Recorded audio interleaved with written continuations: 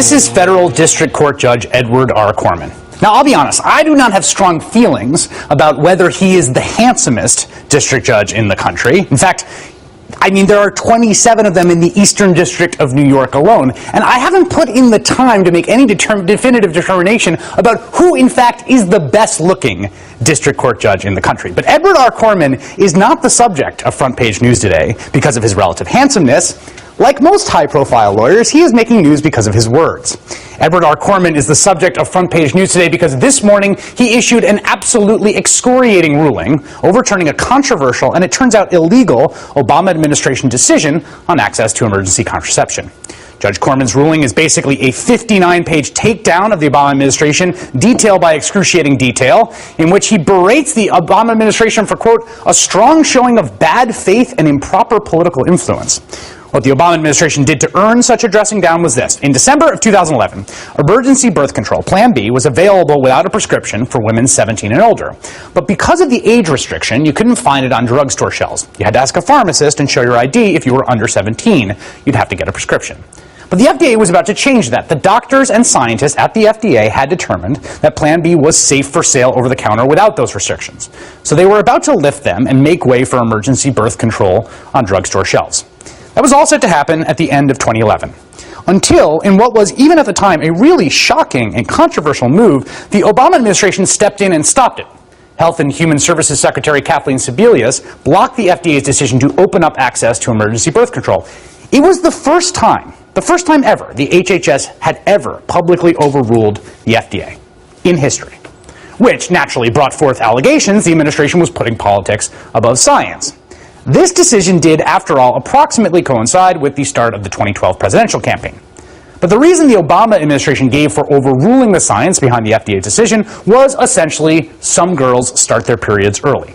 Quote, about 10% of girls are physically capable of bearing children by 11.1 years of age. It is common knowledge that there are significant cognitive and behavioral differences between older adolescent girls and the youngest girls of reproductive age. If the application were approved, the product would be available without prescription for all girls of reproductive age.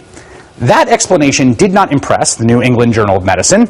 In our opinion, the Secretary's decision to retain behind-the-counter status for Plan B one step was based on politics rather than science. It cannot be based on issues of safety, since a 12-year-old can purchase a lethal dose of acetaminophen in any pharmacy for about $11. No questions asked. The only documented adverse effects of a $50 dose of emergency contraception are nausea and delay of menses by several days. Any objective review makes it clear that Plan B is more dangerous to politicians than to adolescent girls. That passage was quoted by the handsome and capable Judge Edward R. Corman in today's ruling. He weighed in himself, too, writing that the motivation for the Secretary's action was obviously political, and even with eyes shut to the motivation for the Secretary's decision, the reasons she provided are so unpersuasive as to call into question her good faith. He found that it is hardly clear that the Secretary had the power to issue the order, and if she did have the authority, her decision was arbitrary, capricious, and unreasonable.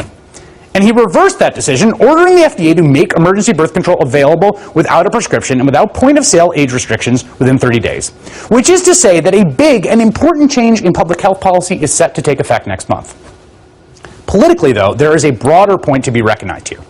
Our politics will seemingly never stop going haywire when women's reproductive rights are on the table. There is just a special universe of politics where the issue of control over women's reproductive processes exists alone and apart from any of the regular rules of any other kind of politics. There's normal politics, and then there's crazy vagina politics. And you can see the difference really clearly in the way this particular issue played out in this particular administration. Watch this. You're going to see two clips of the same president talking about science and medicine from two different political universes. The first is the normal political universe. The second is the crazy vaginal political universe. To ensure that in this new administration, we base our public policies on the soundest science, that we appoint scientific advisors based on their credentials and experience, not their politics or ideology, and that we are open and honest with the American people about the science behind our decisions. That's how we'll harness the power of science to achieve our goals. As the father of two daughters, I think it is important for us to make sure that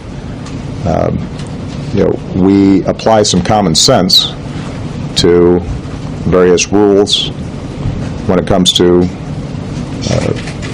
over-the-counter medicine.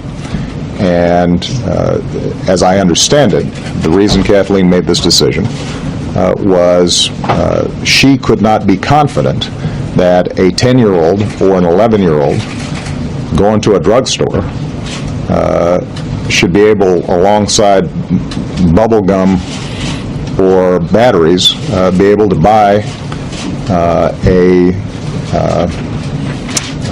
a medication that potentially, if not used properly, could end up having an adverse effect. Here you have a reasonable pro-science administration making an explicitly, well, know-nothing Archie Bunker-style argument because the issue at hand is teenage girls' sex lives, even though this administration has no general ideological or political commitment to control young women's sex lives. Because the politics in this country generally get crazy around women having sex. Simple as that.